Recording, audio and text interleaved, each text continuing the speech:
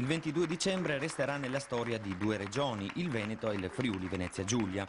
In questo giorno infatti è stata posta la prima pietra della terza corsia della A4 relativamente al primo lotto quarto d'Altino San Donà di Piave.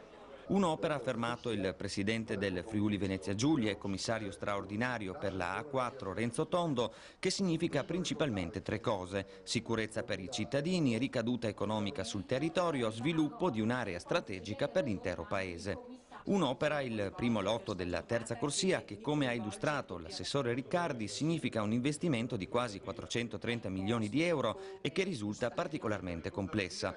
40 fibre ottiche e linee telefoniche, 65 linee elettriche, 22 fra oleodotti, metanodotti e gasdotti, 9 cavalcavia previsti e 4 sottopassi, 469 espropri.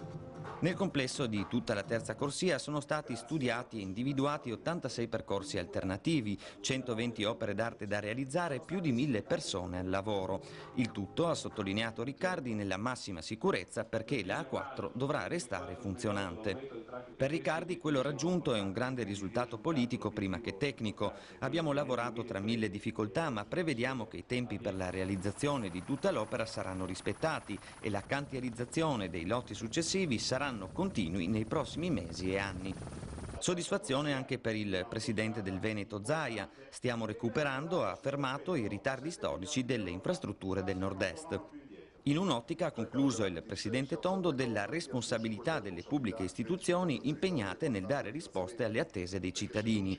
Per tutti comunque deve valere il concetto che non si può vivere solo nell'epoca dei diritti, ma anche in quella dei doveri, con tutti impegnati a superare i momenti difficili. Questa opera, che era attesa da anni e che si realizza solo dopo che il governo ha riconosciuto al nord-est, al Veneto, al Friuli Venezia Giulia, il commissariamento attraverso la mia persona, ecco, attraverso questo noi oggi poniamo il via a un'opera straordinaria che sarà in continuità col passante di Mestre, che collega sostanzialmente il centro Italia e tutto il paese ai grandi mercati del nord Europa e dell'est, che collega Venezia con Trieste, un'opera importantissima soprattutto per la sicurezza dei nostri cittadini e per la viabilità di chi passa su queste strade.